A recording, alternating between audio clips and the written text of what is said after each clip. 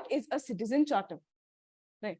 So basically here in your democracy, in a democracy, we know one thing: there is public, there is government functionaries.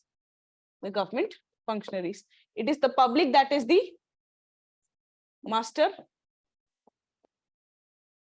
and it is the government functionaries that are the servant, public servant.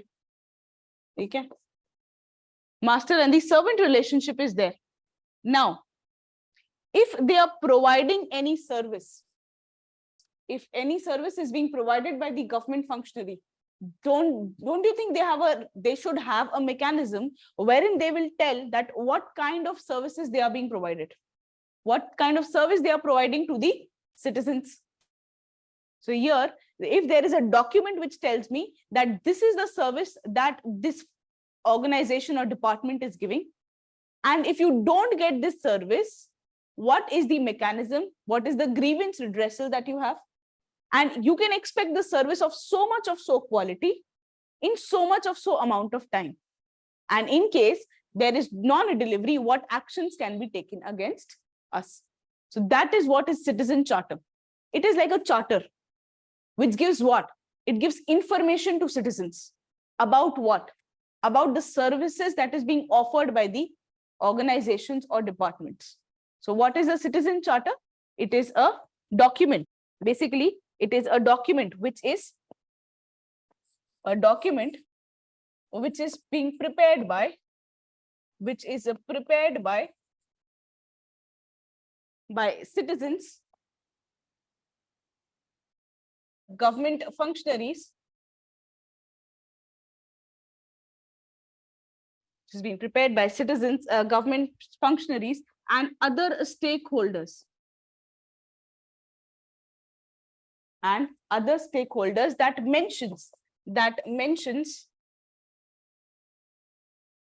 the services being offered,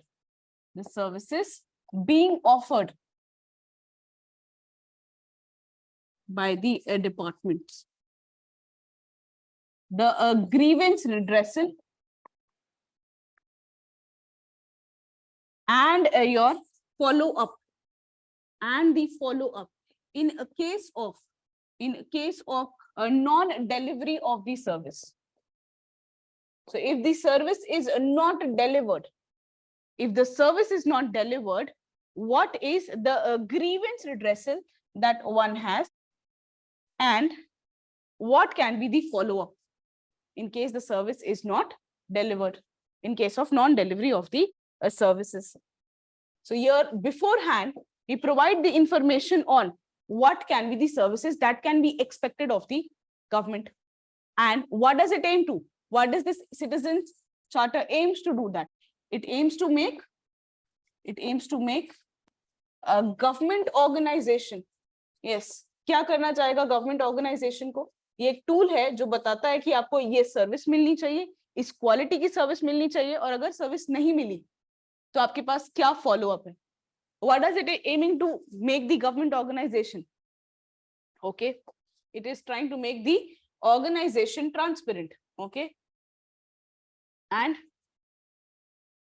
it is trying to make organization a pro people, citizen friendly.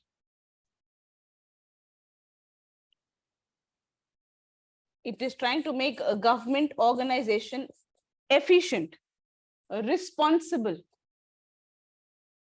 accountable, responsible, transparent, pro people, citizen friendly, efficient. That's what the aim is.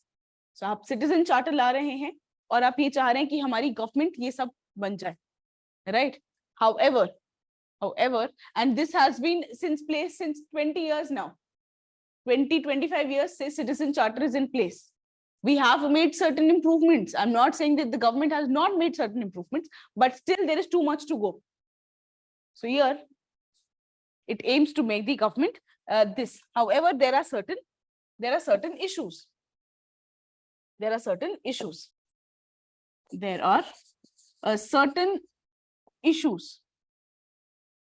And what are the issues? First, but there are certain issues which act as a hindrance which act as a hindrance, which act as hindrance. There are certain issues which act as hindrance. There are certain issues which act as hindrance in realizing this potential, in realizing the goal set by the Citizen Charter. So the Citizen Charter has a certain goal.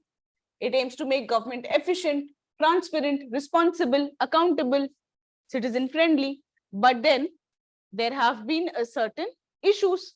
What are the issues? In case an ABC organization, a private organization, has promised something, and in case you don't ask for it, does any organization has an incentive to deliver what they have promised? So example, we say we will give you this, we will give you that, we'll bring stars from the sky, we will help you see the lava inside, we will help you see what is there in the deep interior, but you are not asking for it, you are passively sitting. Will the organization have an incentive to offer what they have offered? It is you who put us on toes, right? If somebody is a service deliverer, the citizen, the other service recipients, they put us on toes, right? So what is an issue with the Citizen Charter is that the goal of the Citizen Charter has not been realized because there is a passive citizenry. So as long as the citizens, they don't ask for service, that leads to compromise. So these citizens are passive. The citizens are passives and do not ensure accountability. One. Second is the citizen charters are not updated regularly. They are not updated regularly.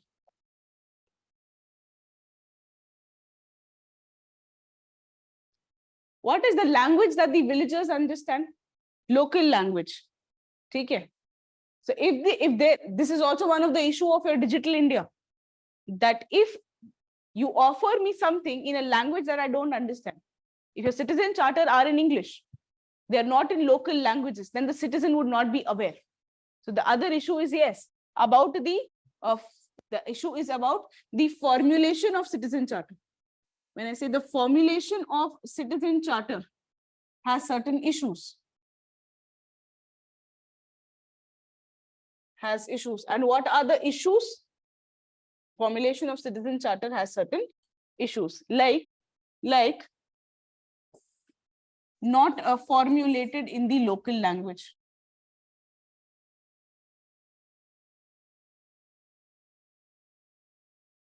Not formulated in the local language. They are vague. There is no specific measurable targets.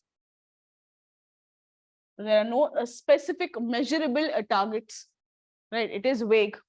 A lack of enforcement mechanism.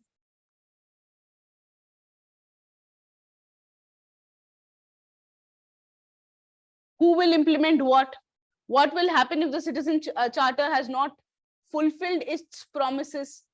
There is no enforcement mechanism. Also, there is a lack of resources for the implementation. We do not have as many funds. We do not have as many functionaries. ना fund है, ना functionaries हैं, ना man power है, ना पैसा है. तो आप implement कैसे करेंगे?